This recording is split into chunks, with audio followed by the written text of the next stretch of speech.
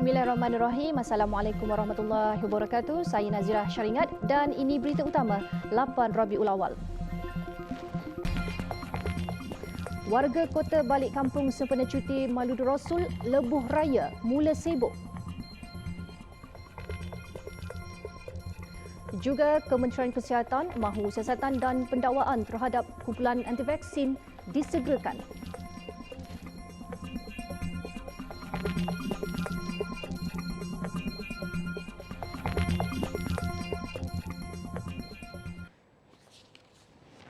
Serangan seksual akan terus berlaku dan tidak berkesudahan andai mangsa hanya berdiam diri.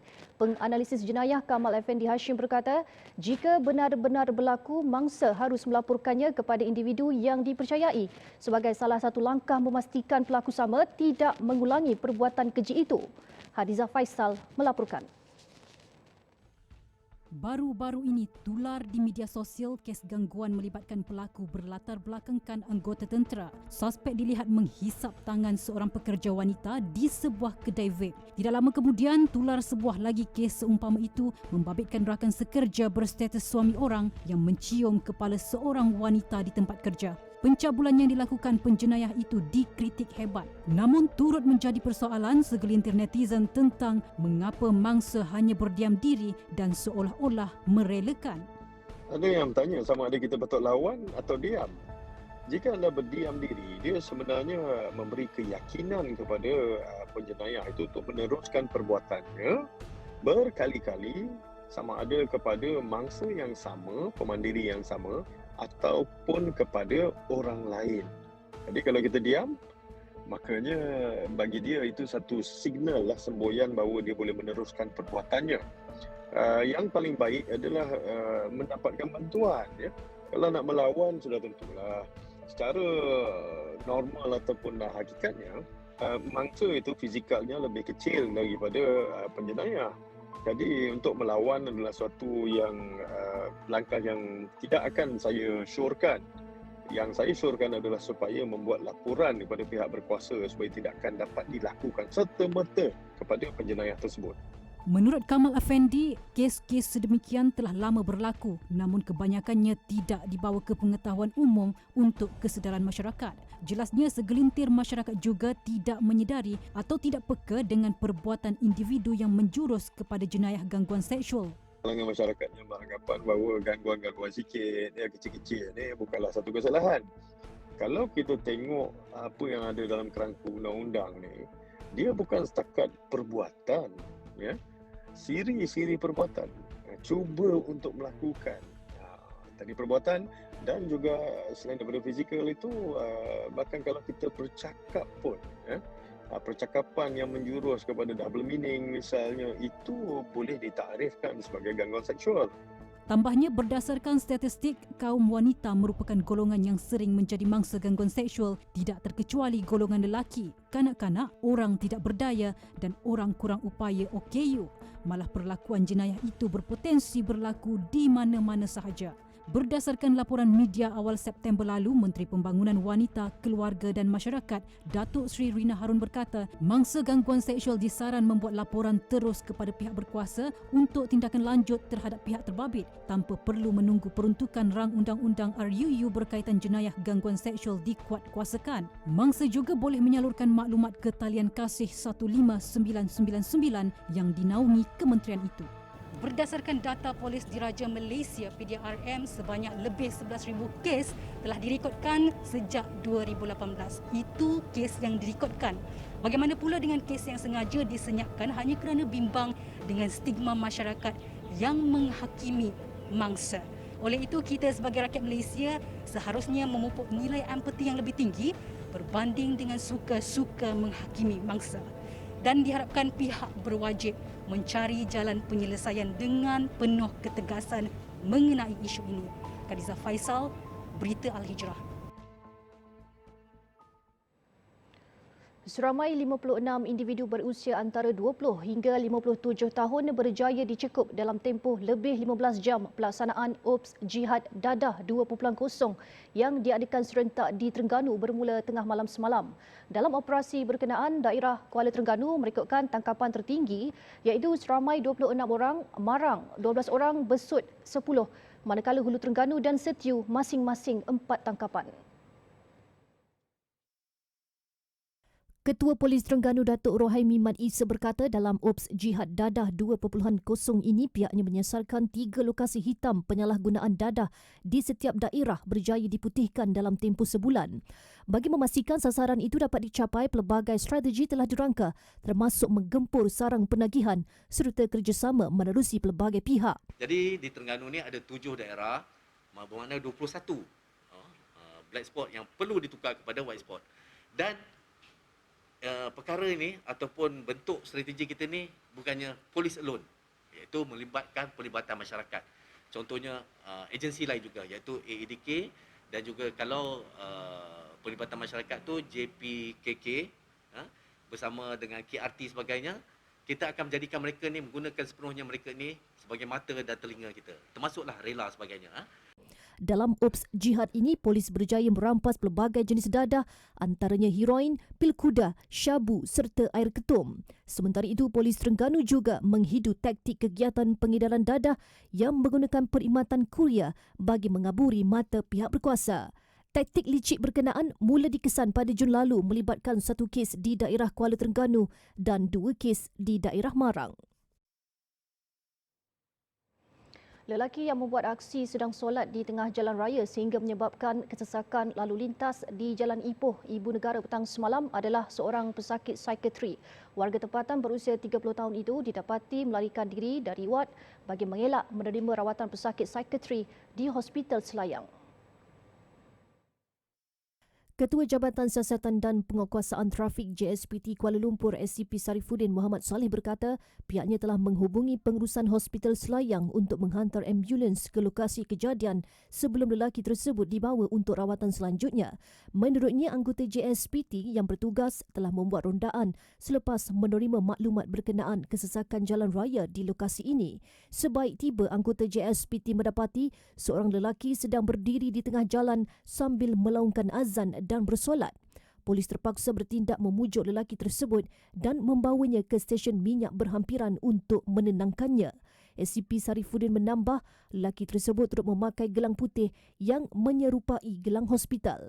Video aksi lelaki ini tular di media sosial sejak semalam. Aliran trafik di lebuh raya utama dijangka meningkat pada hujung minggu serta cuti umum Maulid Rasul selepas kebenaran rentas negeri berkuat kuasa Isnin lepas. Dan ketika ini wartawan Hadiza Faisal berada di hentian rehat dan rawat Genting Sempah bagi meninjau situasi di sana. Jadi untuk perkembangannya kita bersama Hadiza di sana. Baik Izzah, boleh kongsikan hasil tinjauan sejak petang tadi bagaimana dengan aliran trafik sepanjang perjalanan ke hentian RNR Genting Sempah? Silakan Izzah.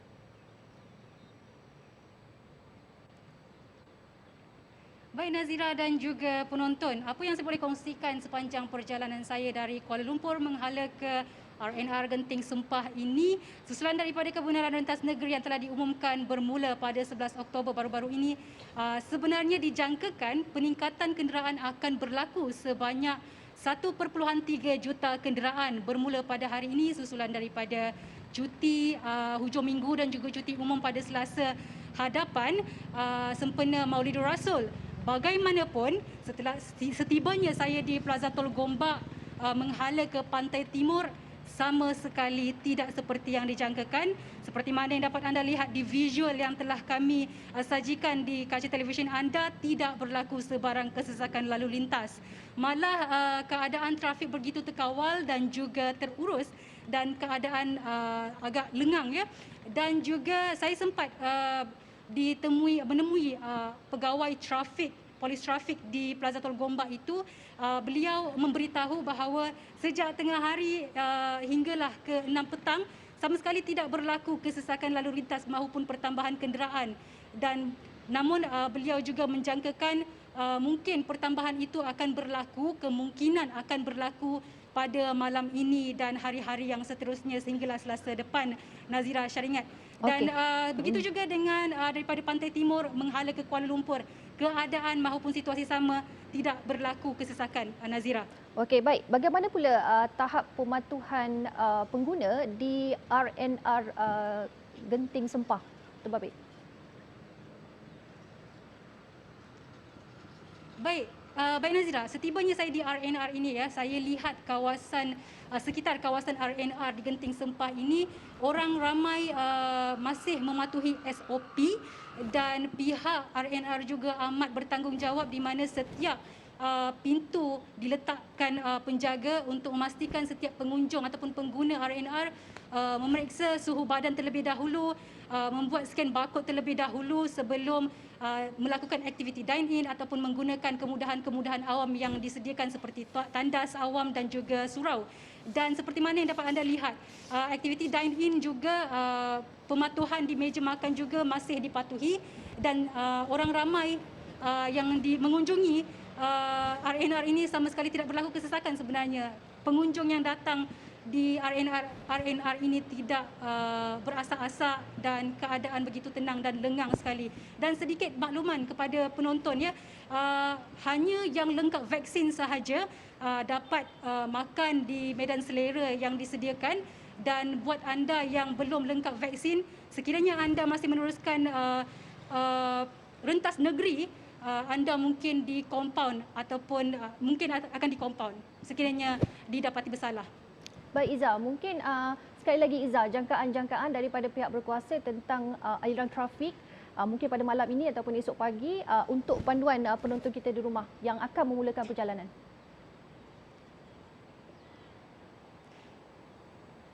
Baik Nazira, seperti mana yang saya telah kongsikan tadi, pegawai polis trafik di Plaza Tol Gombak memaklumkan bahawa dijangkakan akan berlakunya pertambahan kenderaan itu pada malam ini dan hari-hari berikutnya. Begitu juga daripada Pantai Timur menghala ke Kuala Lumpur. Namun itu semua hanya jangkaan. Kita belum pasti sejauh mana jangkaan itu, adakah pertambahan benar-benar berlaku ataupun tidak. Walau bagaimanapun ingin kita sama-sama mengingatkan orang ramai di luar sana, sebelum memulakan perjalanan, rancang perjalanan anda, periksa kenderaan, pastikan touch and go sentiasa mencukupi dan sekiranya pengguna jalan raya berhadapan dengan gejala-gejala microslip, itu pastikan anda mendapatkan rehat yang secukupnya, berhenti di mana-mana hentian RNR dan barulah memulakan perjalanan, Nazira. Okey, baik. Terima kasih Iza atas perkongsian Dan Nazira, itu tadi. saya kira sampai di situ saja perkongsian saya dari... Okey, baik. Terima kasih Iza atas perkongsian itu tadi. Itu dia Hadizah Faisal bersiara langsung dari RNR Genting Sempah. Baik, kita ke laporan seterusnya. 2 tahun menanggung rindu apabila tidak dapat pulang ke kampung ekoran Sekatan Rentas Negeri sebelum ini. Kerinduan itu akhirnya terubat buat dua beradik yang tinggal di Seberang Jaya apabila dapat juga menatap wajah insan tersayang. Selepas kebenaran rentas negeri diumumkan, Iman Farhana Muhammad Fazil Muin, 27 tahun dan abangnya Firdaus, 30 tahun, bergegas pulang ke kampung nenek mereka di Kampung Lembah Arang, Wang Tepus di Kedah. Walaupun hanya dipisahkan antara sempadan Kedah dengan Pulau Pinang, namun penularan COVID-19 dalam negara menghalang tiga beranak ini untuk bertemu. Pun begitu, ia tidak menjarakkan hubungan mereka meskipun hanya mampu berhubung menerusi panggilan telefon dan video. Sedar dengan risiko penularan COVID-19, dua beradik ini mengambil inisiatif untuk membuat ujian kendiri COVID-19 sebagai langkah berjaga-jaga sebelum bertemu insan tersayang itu. Bila dah check negatif, saya pergi pula ke klinik untuk buat swab test. Benda tu macam bagi keyakinan pada kita untuk kita tak jadi pembawa tanpa sedar. Firdaus yang bekerja di syarikat perkapalan sudah lama merindukan neneknya. Malah anaknya Uwais Al-Qorni berusia setahun tidak pernah bertemu moyangnya itu. Sayu dan hiba turut dirasai kerana datuk mereka telah meninggal dunia Ogos lalu, meninggalkan neneknya bersendirian. Biasanya setiap tahun balik bila ada masa lapang je, cuti panjang ke, saya balik Tapi lepas tu 2 tahun tak dapat balik. Jadi saya rasa macam sepi lah raya tu, macam hamba. Semua buat dalam rumah je kan. Dengan keluarga terdekat je. Nak melawat pun tak boleh. Masa tu dengan tak ada vaksin lagilah risau. Teruja menanti kepulangan cucu-cucunya yang sudah 2 tahun tidak ditemui. Rokiah menanti di hadapan rumah sejak awal pagi lagi. Seronoklah. Duduk seorang. Bila ada seronoklah. Seronoklah. Dah ada balik dia duduk dengan nenek. Lepas dah rindu tu nak. Dek sana dah lepas. Dah rindu lah. Dia duduk. Pengorbanan yang dilalui mereka dalam melawan COVID-19 sebelum ini berbaloi selepas kerajaan membenarkan pergerakan rentas negeri bermula Isnin lepas.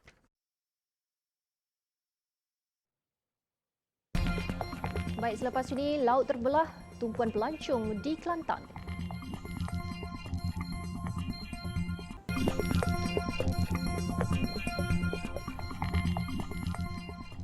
Alhamdulillah, bertemu kembali. Pihak berkuasa diminta menyegerakan siasatan dan pendakwaan terhadap kumpulan anti-vaksin. Tegas Menteri Kesihatan Khairy Jamaluddin Abu Bakar, Kementerian Kesihatan KKM sudah bertindak dengan membuat beberapa laporan polis terhadap beberapa kumpulan berkenaan.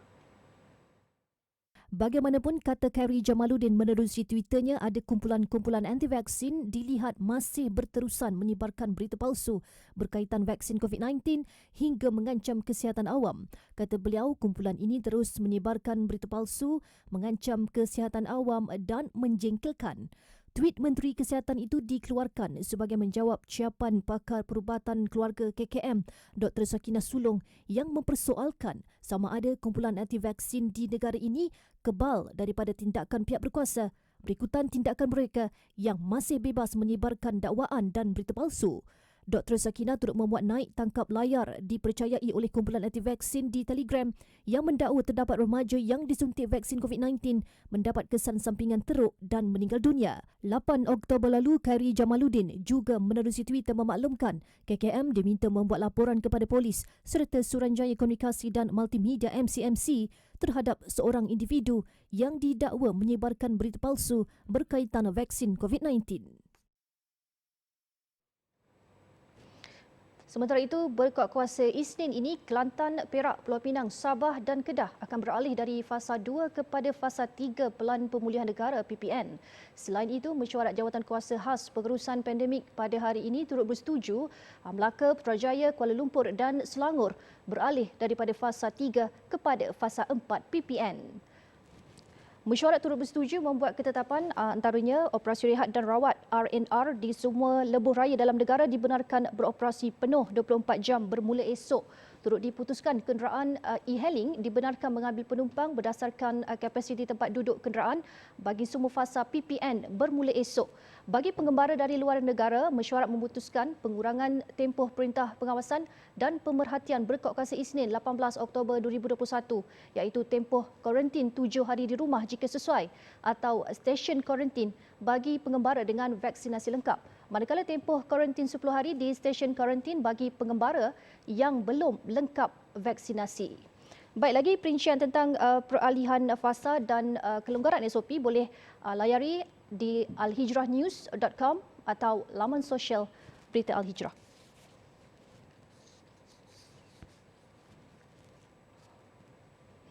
Pembukaan sempadan negara secara selamat sedang dipertimbang kerajaan untuk membenarkan kemasukan pelawat asing yang lengkap vaksin COVID-19 tanpa perlu menjalani kuarantin wajib. Pengerusi Majlis Pemulihan Negara MPN Tan Sri Muhyiddin Yassin berkata, ia melalui program pengiktirafan bersama sijil vaksin seperti yang dilaksanakan di beberapa negara lain. Kata Tan Sri Muhyiddin, pembukaan sempadan negara bakal merancakkan semula kegiatan ekonomi terutama sektor pelancongan, penganjuran konvensyen antarabangsa, aktiviti peruncitan dan sebagainya selain memudahkan urusan pelawat perniagaan dan pelawat sosial.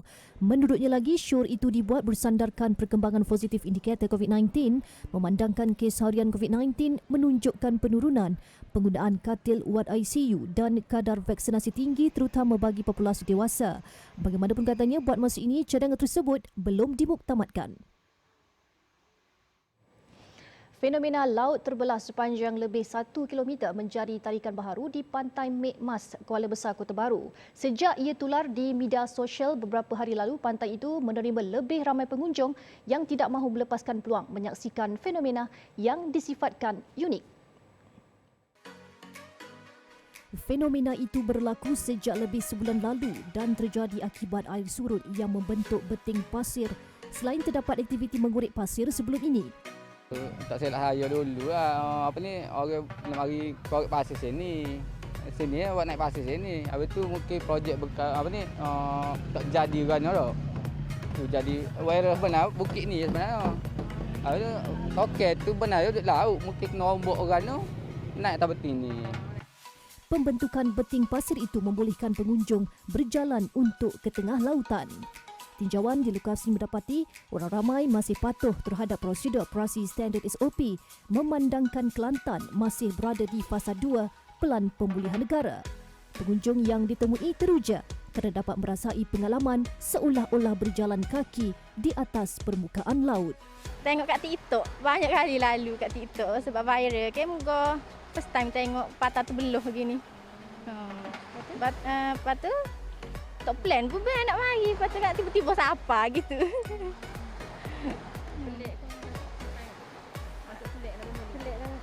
Pelik doa sebab kalau tengok kat orang tak jumpa lah kat lain. Selamat sebab semua orang patuh SOP. Lepas tu kalau nak pergi jalan sampai tengah tu pun tak ada masalah sebab tak ada orang kata dalai sangat tempat ni. Boleh pergi jalan sampai tengah. Lagipun orang pergi jalan sampai tengah tu pun semua jaga SOP, penjaga jarak, pakai mask apa semua. Pantai Mek Mas antara pantai yang indah di Malaysia dan menjadi salah satu lokasi pelancongan di Kelantan. Seramai 6,000 pelajar Universiti Teknologi Malaysia UTM kembali ke kampus bagi meneruskan sesi pembelajaran secara fizikal dan bersemuka hari ini. Namun kemasukan dibuat secara berperingkat dengan fasa pertama bermula hari ini dan akan berlanjutan hingga 18 Oktober. Rata-rata pelajar yang ditemui teruja untuk meneruskan sesi pembelajaran seperti biasa. Kesemua yang dipilih berdasarkan kriteria yang ditetapkan Kementerian Pengajian Tinggi KPT iaitu lengkap 2 dos vaksin COVID-19. Saya memang mengharapkan pembelajaran secara fizikal lah sebab kalau online ni ada pro and cons kan. So macam last semester saya praktikal. So macam saya pun mengajar budak-budak kan. So saya pun nampak ada respon budak-budak kurang kalau online. So lebih memilih untuk fizikal. Harapnya result tu makin meningkat lah. Itulah harapan dia kan. Kalau duduk dalam UTM ni lagi semangat katanya. Mereka tiba di kampus seawal 9 pagi dan perlu membuat ujian saringan RTK antigen melalui air liur. Jika keputusan negatif, mereka akan terus ditempatkan di kolej kediaman. Namun jika positif, mereka akan ditempatkan di pusat kuarantin yang dibuka dalam UTM. Sementara itu, Pengetua Kolej Tun Fatimah UTM Nur Mala Ibrahim berkata, fasa pertama melibatkan pelajar dari Johor, Selangor, Negeri Sembilan, Sabah dan Sarawak. Daripada segi kolej, kita buat masa ini, kita aturkan untuk pelajar tinggal secara berseorangan di bilik. Walaupun bilik berdua, kita aturkan mereka untuk bilik seorang dahulu. Fasa kedua kemasukan dibuat pada 25 hingga 28 Oktober, manakala fasa ketiga kemasukan pelajar pada 8 hingga 11 November depan. Selepas ini, bangunan runtuh di Myanmar, peluang temui mangsa hidup tipis. Laporan luar negara, 7 lagi individu dikuatiri maut susulan runtuhan sebuah struktur yang sedang dalam pembinaan di Myanmar. Pasukan penyelamat setakat ini berjaya menyelamat 3 pekerja binaan di kawasan itu. Kejadian berlaku di tapak pembinaan sebuah bangunan komersial. Ketika itu, 11 pekerja binaan sedang meratakan lapik-lapik konkrit. Pasukan bomba terpaksa menggunakan kren dan jentolak bagi mengalihkan timbunan konkrit dan besi bagi membolehkan usaha menyelamat dilakukan dengan lebih berkesan. Ketua Pasukan Bomba Tempatan berkata, usaha menyelamat bagaimanapun amat sukar dan peluang menemui mangsa yang masih hidup amat tipis. Katanya tiada tanda-tanda isyarat mahupun bunyi yang menunjukkan ada mangsa hidup yang masih terperangkap. Perdana Menteri Australia Scott Morrison mengesahkan keutamaan bagi kemasukan pihak luar ke negara itu hanya terhad kepada rakyatnya dan penduduk tetap sahaja. Bagaimanapun, Australia akan mula melonggarkan syarat-syarat kemasukan itu termasuk bagi pelancong asing secara berperingkat. New South Wales termasuk Sydney antara yang akan mula membuka sempadan kepada rakyat tempatan untuk kembali. Kelonggaran diberikan apabila perintah kuarantin wajib di hotel dibatalkan bermula bulan depan, khususnya bagi mereka yang telah lengkap divaksinasi. Mereka sebaliknya dilaporkan perlu menjalani kuarantin di rumah sekaligus menjimatkan wang masing-masing. Sebelum ini, rakyat Australia di luar negara itu sendiri dilaporkan tidak dibenarkan masuk ke negara itu. Ia mengundang kecaman dan kritikan terhadap kerajaan tempatan. Sementara itu, statistik Tourism Australia menunjukkan jumlah pelawat asing ke negara itu turun sebanyak 98% dalam tempoh 19 bulan lalu. Sebelum ini, sempadan Australia ditutup sepanjang tempoh itu bagi mengekang jangkitan COVID-19 dan menjejaskan puluhan ribu warga Australia yang berada di luar negara. Sebahagian besar pesakit COVID-19 yang dirawat di unit rawatan rapi di sebuah hospital di Rom, Itali dikenalpasti tidak divaksin. Ia meliputi sekitar 90 hingga 95% pesakit yang tidak menerima suntikan pelalian itu. Pengarah perubatan Roberto Mezzanotte berkata mereka dilapor berisiko tinggi serta memerlukan bantuan intubasi dan pernafasan. Menurut seorang pesakit berusia 41 tahun, Francesco, yang dirawat di Hospital COVID ICC Casal Palocco, vaksin COVID-19 baginya tidak meyakinkan. Tapi malangnya, ia satu-satunya perkara yang dapat membantu mengurangkan komplikasi akibat pandemik ini. Seorang lagi pesakit, Salvatore, pula mengaku dia menyokong program vaksinasi namun dijangkiti COVID-19 sebelum sempat mendapatkan suntikan tersebut. Jumaat ini, Itali akan menguatkuasakan pas hijau di mana bukti vaksinasi serta keputusan negatif COVID-19 diperlukan untuk semua pekerja di sektor awam dan swasta. Bagaimanapun ia mendapat tentangan sebahagian rakyatnya sehingga beberapa protes tercetus. Baik, laporan itu tadi menutup berita Al-Hijrah malam ini. Jangan lupa Globe Al-Hijrah versi bahasa Arab akan menemui anda jam 8.45 malam ini bersama penyampai Hanan Muhammad Said dan juga lagi laporan berita pilihan dan artikel eksklusif di alhijrahnews.com. Saya Nazira Syaringat. Assalamualaikum warahmatullahi wabarakatuh dan selamat malam.